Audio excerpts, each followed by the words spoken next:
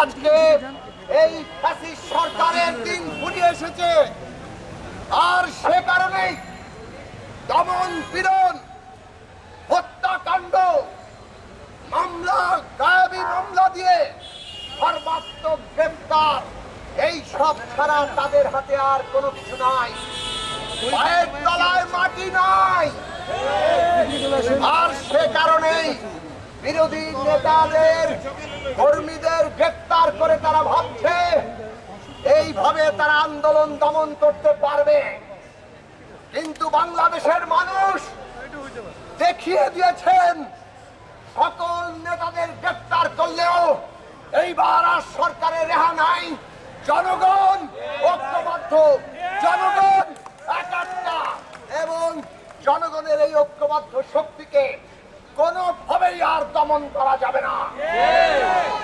বন্ধুরা আমার, যখন জনগণ একাত্মতা, ঐক্যবদ্ধ, দমন পীড়নেও কাজ হচ্ছে না, তখন তাদের একমাত্র অস্ত্র হচ্ছে মিথ্যাচার। মিথ্যাচার করে নিজেদের এজেন্ডা দিয়ে পরিকল্পিতভাবে সন্ত্রাস সৃষ্টি করে, সহিংসতা তৈরি করে গত 28 তারিখ যেভাবে তারা ওই প্রধান বিচারপতির বাড়ির ফটকে হামলা করেছে, যেভাবে পুলিশকে নির্মমভাবে হত্যা করেছে, যেভাবে পুলিশ হাসপাতালের গাড়ি পুড়িয়েছে, সাংবাদিকদের উপরে হামলা করেছে, এই সবই ছিল তাদের এজেন্ডার পরিকল্পিত কাজ, যাতে আন্দোলনকে সহিংসতার লেভেলেটে তার উপরে সর্বাত্মক দমন পীড়ন করা যায়।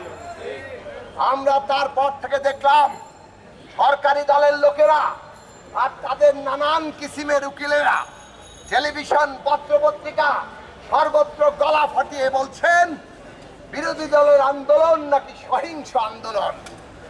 আর আইন শৃঙ্খলা বাহিনী ঝাঁপিয়ে পড়েছে তারা সর্বাত্মকভাবে বিরোধী দলের নেতা কর্মীদের উপরে দমন করার জন্য। অথচ ওই দিন 28 তারিখ শামীম মোল্লাকে হত্যা করা হলো, তারপর দিন আব্দুর রশিদকে হত্যা করা হলো, তারপর দিন জাকিরকে হত্যা করা হলো। যুবদল, স্বেচ্ছাসেবক দলের তারা কর্মী সংগঠক। তারপর দিন কিশোরগঞ্জে 2 জন এই অবরোধের প্রথম দিনে কৃষককে হত্যা করা হলো। প্রথম দিনেই সর্বমোট 3 জনকে হত্যা করা হয়েছে। এবং সেই দিনে গার্মেন্টস শ্রমিকরা যখন তাদের মজুরির দাবিতে গাজীপুরে আশুলিয়ায় নেমেছে, পুলিশ গুলি করে রাসেল আহলাদেরকে হত্যা করা হয়েছে। ইমরানের লাশ তার গার্মেন্টস কারখানায় পাওয়া গেছে। এইভাবে হত্যাকাণ্ড তারা চালিয়ে যাচ্ছেন। কোন হত্যাকাণ্ড নিয়ে কোনো আলোচনা নেই। বিচার চাওয়া তো দূরের কথা, বিচার চাওয়া তো দূরের কথা। এই থামেন, বিচার চাওয়া তো দূরের কথা। আমরা দেখলাম এই যে তারা হত্যা করে চলেছে, তার ন্যূনতম উল্লেখ তারা করে না। কোন হত্যাকাণ্ডই আমরা চাই না, প্রতিটি হত্যার বিচার চাই। কিন্তু আজকে যেভাবে মানুষ হত্যা করে তাদের জীবন নাই করে দেওয়া হচ্ছে, এই হচ্ছে আজকে সরকারের তৎপরতা। তারা বাংলাদেশের মানুষকে হত্যা করে এই ক্ষমতা আঁকড়ে ধরে থাকতে চায়, একটা একতরফা নির্বাচনের দিকে যেতে চায়।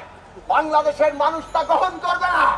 বাংলাদেশের মানুষ এই একতরফা নির্বাচন, এই ফ্যাসিস্ট শাসনের বিরুদ্ধে আজকে জেগে উঠছেন। এবং এই 72 ঘন্টা অবরোধ শেষে আরো কর্মসূচি আসছে। সারা বাংলাদেশের মানুষ ঐক্যবদ্ধভাবে সরকারের মিথ্যাচার, তাদের সহিংসতা তৈরির নানান পায়তারা। আমরা গতকাল দেখলাম আইন শৃঙ্খলা বাহিনী থেকে বলা হচ্ছে আজকে নাকি বিরোধী দল নাশকতা করবে। এইভাবে তারা পরিকল্পিত নাশকতার কথা বলে আজকে বাংলাদেশে কি করতে চায় আমরা তা জানি না। জনগণ স্বতঃস্ফূর্ত আন্দোলন করছে, এই আন্দোলন চলবে।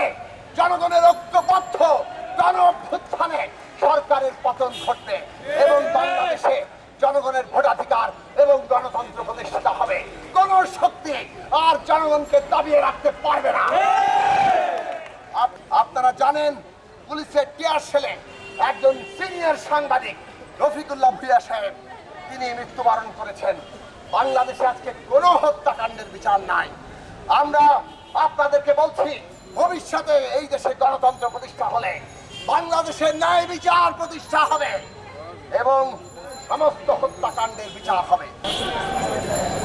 বিএনপি, গণতন্ত্র মঞ্চ সহ 36টি রাজনৈতিক দল যুগপৎ ধারায় বাংলাদেশের জনগণের ভোটাধিকার, বাংলাদেশে একটি গণতান্ত্রিক রাজনৈতিক ব্যবস্থা প্রতিষ্ঠার জন্য সংবিধান সংস্কার করে বাংলাদেশে গণতন্ত্র প্রতিষ্ঠার যে এক দফা দাবি, সেই এক দফা দাবিতে গত 72 ঘন্টা ধরে আমরা অবরোধ কর্মসূচি চালিয়ে যাচ্ছি। এই অবরোধ কর্মসূচি জনগণের স্বতঃস্ফূর্ত অংশগ্রহণে আজকে নজিরবিহীনভাবে সফল হয়েছে। বন্ধুরা আমার, আমরা এই অবরোধ কর্মসূচি স্বতঃস্ফূর্তভাবে সফল করার জন্য সারা বাংলাদেশের জনগণকে, গণতন্ত্রকামী জনগণকে আন্তরিক অভিনন্দন জানাই।